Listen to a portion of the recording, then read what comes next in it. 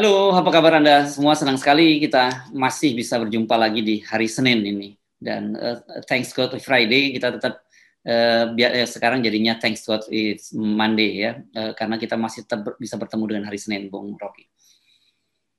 Ya, Black Monday, Senin yang hitam. Ya. Karena harapan untuk vaksinasi akhirnya lenyap lagi. Karena berita bahwa vaksin akan dijual itu berarti akan diprioritaskan pada mereka yang mampu membayar. Kan itu soal kesediaan aja kan. Karena dia disebutkan oleh negara, BUMN kan di negara. Maka kita mulai lagi dengan mempersoalkan. Tapi sejauh-jauhnya kita persoalkan, tetap kita pasti kalah tuh, karena pemerintah punya segala macam alasan untuk berkelit. Ya. Nah, ini akan berlaku hari ini, katanya yang disebut vaksin gotong royong, gitu disebutnya. Dan itu mulai berlaku di 6 kota di Indonesia, dan kemarin sudah Wakil Menteri BUMN sudah meninjau lokasi-lokasinya. Ini yang kemudian menimbulkan reaksi yang luar biasa di media sosial. Itu kata biadab. Ini mohon maaf nih katanya, enggak sebenarnya kata kasar juga. Kalau ada anak di bawah 17 tahun masih belum bisa belum boleh diucapkan. Dan itu jadi trending topik. Tapi yang mengucapkan juga termasuk sahabat Anda ini, Bung Faisal Basri. Jadi lewat akun Twitternya dia tidak menyatakan tidak ada kata lain, ini kata-kata biadab. Nah, kelihatannya kemarahan publik memang sudah mulai memuncak terhadap pemerintah dengan berbagai langkah-langkahnya di tengah pandemi ini. Memang biadab karena kedunguan kebijakan dibebankan pada rakyat, kan itu memang biadab kan. Kalau beradab mestinya rakyat itu dirangkul, kami akan obati kalian. Tapi saya kira betul pikiran Faisal Basri. Mungkin saya menyebutnya culas, ini pemerintah yang culas gitu, yang seharusnya memprioritaskan kesehatan, tapi tetap otaknya adalah mengejut pertumbuhan itu. Dan padahal udah berkali-kali diterangkan bahwa semakin pertumbuhan digenjot itu semakin pemulihan kesehatan itu menurun, karena ini soal trade off anggaran aja kan. Sekarang masalahnya adalah cari untung. Ini kan ajaib. BUMN cari untung dari rakyat kan ngaco. BUMN itu adalah badan usaha milik negara untuk mensejahterakan rakyat, bukan nyari untung. Apalagi nyari untung di dalam situasi pandemi kesusahan. Itu ada pidananya tuh, karena mencari untung di atas keadaan yang sulit. Itu kena pidana. Apalagi pejabat memanfaatkan kesulitan orang untuk dapat untung. Jadi BUMN ini mau raih untung sebesar-besarnya dengan ongkos yang memberatkan publik. Pertama, dia memberatkan karena berbayar, padahal janji presiden gratis. Yang kedua, secara ekonomi itu artinya jumlah vaksin yang terbatas akan dimanfaatkan oleh BUMN dan distributornya untuk diprioritaskan pada mereka yang bisa bayar. Kalau cuma ada 10 vaksin misalnya, 9 dipakai buat karena yang mau bayar banyak juga yang merasa pemerintah nggak bisa atasi, maka mending dia bayar. Bagi dia tentu masuk akal, rasional, tapi secara hitungan welfare atau public social policy itu kan namanya menambah beban rakyat, dan itu harus ada izin dari DPR. Saya nggak tahu apa DPR udah ngoceh, apa DPR juga udah di lobby sebetulnya. Ya, kalau kemarin yang ketika bertemu DPR, Menteri Negara BUMN Erick Thohir itu bicara tentang permintaan dia untuk penambahan modal negara, penyertaan modal negara ya. Dia mengajukan 72 triliun dengan alasan karena ada beberapa perusahaan, terutama perusahaan BUMN karya yang diminta untuk bangun jalan tol. Ini yang bakal dapat gede-gede ini ya, seperti Waskita Karya dan beberapa yang lainnya. Saya membayangkan harusnya dalam situasi ini yang harusnya mendapat penugasan penyertaan modal negara atau penugasan itu adalah BUMN farmasi gitu ya. Jadi mereka harusnya mendapat biaya yang besar, dia menggenjot pembelian vaksin, dan itu harus dibagikan kepada rakyat kan. Mestinya begitu, bukannya dalam situasi begini malah mereka yang berbisnis. Mungkin maksudnya Menteri BUMN dikasih suntikan modal, penyertaan modal negara ke BUMN infrastruktur buat bikin jalan tol itu bagus. Karena diperlukan jalan tol supaya cepat tiba ke pemakaman jenazah. Jadi buat bikin jalan tol ke pemakaman, itu otaknya begitu. Saya pikir tadi untuk distribusi vaksin, karena kan memang ini perlu kecepatan juga vaksin ini. Tapi ternyata kalau kita baca-baca, justru yang dapat penugasan memang tadi jalan tol. Dan kita tahu infrastruktur itu kan ambisi dari Presiden Jokowi, dan sekarang sudah menjadi sebuah blunder itu bagi pemerintah Jokowi. Jadi otak kekuasaan ini tetap ingin cari celah agar supaya ekonominya di atas pandemi. Jadi ekonomi mau diselesaikan, karena itu ya pandemi asal-asalan aja deh. Kan ini kan otaknya begitu kan, yang semua ekonom udah ingatkan bahwa pemerintah itu punya uang sial namanya, sisa anggaran silpa bukan sial. Yeah. Ya, saya suka anggap uang sial, sisa anggaran lebih. Kan udah ngambil utang terus dia deposito kali itu buat, kan itu utang, itu hak rakyat supaya rakyat nanti utang buat kita bayarin. Sekarang dia berutang, nggak mau dipakai buat relaksasi industri besar, sementara rakyat disuruh bayar vaksinnya tuh. Jadi nggak ada sedikit pun semacam empati. Ini kan artinya pemerintah hatinya busuk gitu. Tidak ada empati sama sekali nggak bisa lihat bahwa lo yang terkapar selama ini itu karena vaksinnya kurang. Sekarang vaksin yang kurang itu diprioritaskan buat mereka yang berbayar. Itu untuk kita bisa dengar nanti. Itu nanti buat yang gratis juga ada. Iya, tetapi vaksin itu tidak cukup. Nah, ini otaknya begitu kan. Dan hukum ekonomi akan bekerja langsung. Siapa yang bisa bayar, dia yang diutamakan pas itu. Jadi ini intinya tuh, nggak ya bangsa dari rejim brengsek aja kan. Rejim kalau biadab. Iya. Nah, itu saya kira itu udah istilah yang paling ya nggak ada lagi istilah yang lebih dari itu, karena membiarkan orang menderita dan sekaligus memeras rakyat untuk membayar itu kan memang biadab. Apalagi kalau bukan biadab. Nah, pilihan diksi biadab ini saya kira menunjukkan bahwa banyak orang sekarang sudah mulai kehilangan kehabisan kata gitu untuk mendeskripsikan apa yang pada pemerintahan ini. Selain kehabisan kata juga sebenarnya mereka nggak bisa membayangkan bahwa hal semacam itu bisa terjadi pada sebuah negara. Gitu. Iya, itu kan tiba-tiba lagi ada kebijakan ajaib semacam ini kan. Ya. Jadi bagaimana kita mau menganggap bahwa pemerintah ini beradab?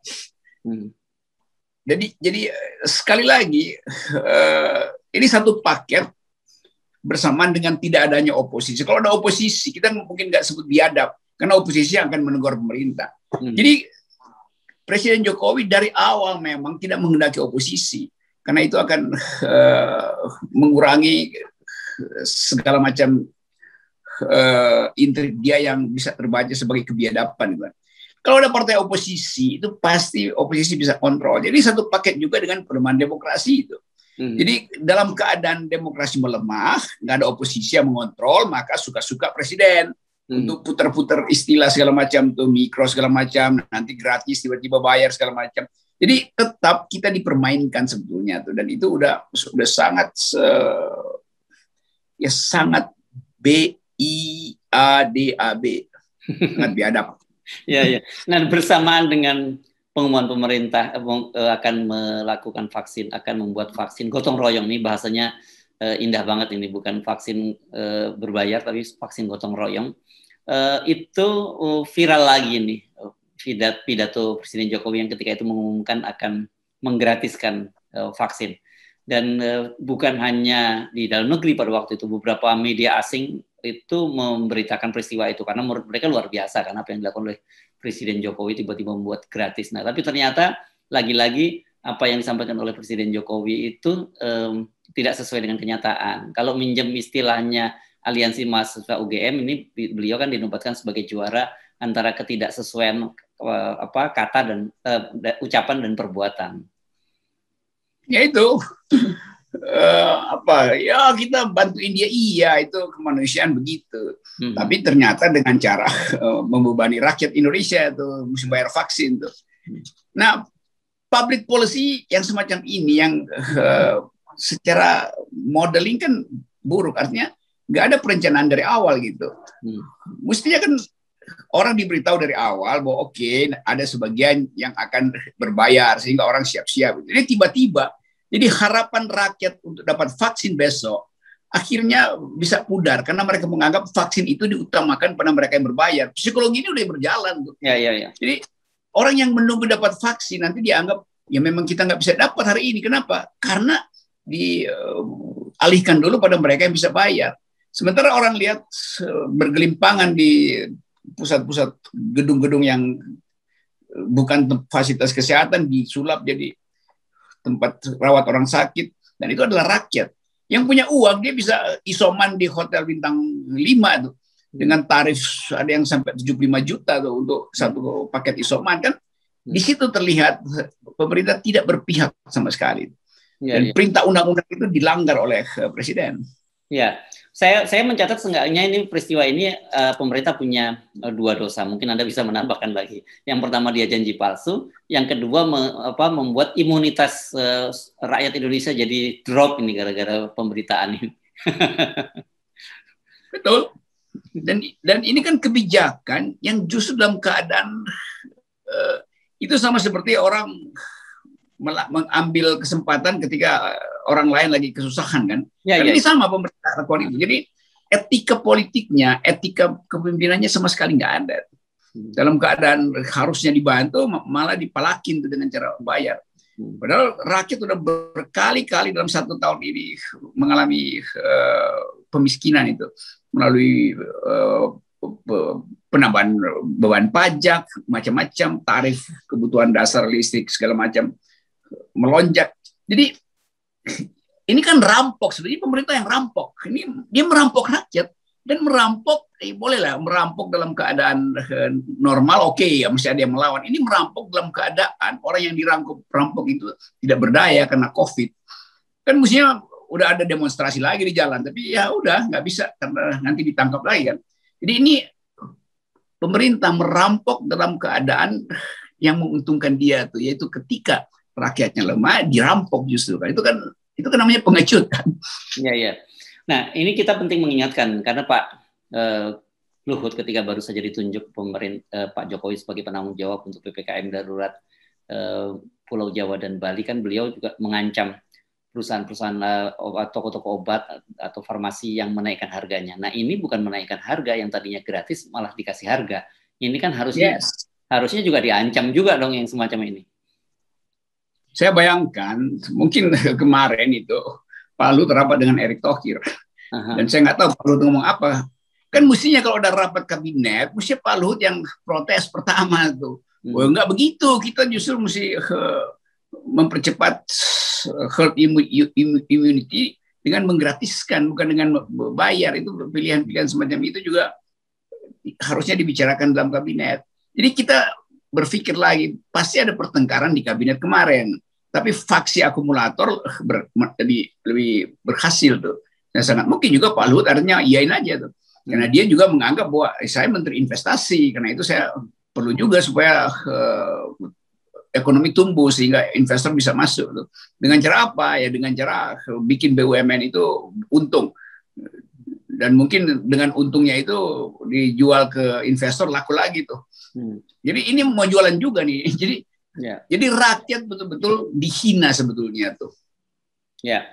Dan satu hal yang tadi juga sudah Anda singgung, sebenarnya ini ada satu isu yang sensitif karena pemerintah terkesan bahwa mengistimewakan orang kaya gitu ya. Yang orang kaya sih nggak salah gitu dengan situasi yang berbayar, karena situasinya memang semua orang butuh vaksin kan. Ya orang kaya ya dia bukan kesalahan dia. Yang kaya merasa ya udah kalau itu ada kita beli. Toh dia juga bisa pergi, sekarang ada wisata vaksin ke negara-negara maju kan. Tapi poinnya pemerintah tidak melindungi orang miskin, kan itu intinya tuh. Nah, kita lihat misalnya di jalan-jalan akhirnya di banyak daerah itu rakyat itu berkelahi dengan Dan itu yang terjadi tuh, bentak-bentakan dengan polisi. Polisi kadang-kala juga merasa iya ada yang salah di dalam negara ini, tapi dia nggak bisa apa-apa juga. Karena dia cuma diperintahkan untuk mengusir pejajan-pejajan, bahkan yang sekedar bawa kopi jalanan yang pendapatannya 50.000 rupiah per hari itu diusir, dibongkar, ditendang-tendangin gitu. Jadi terlihat kontrasnya lah gitu. Yang sana bisa wisata vaksin, yang ini untuk nyari uang untuk mempertahankan energi terakhir dia, karbohidrat yang diperlukan untuk 1 hari itu nggak bisa. Padahal itu pedagang kecil itu.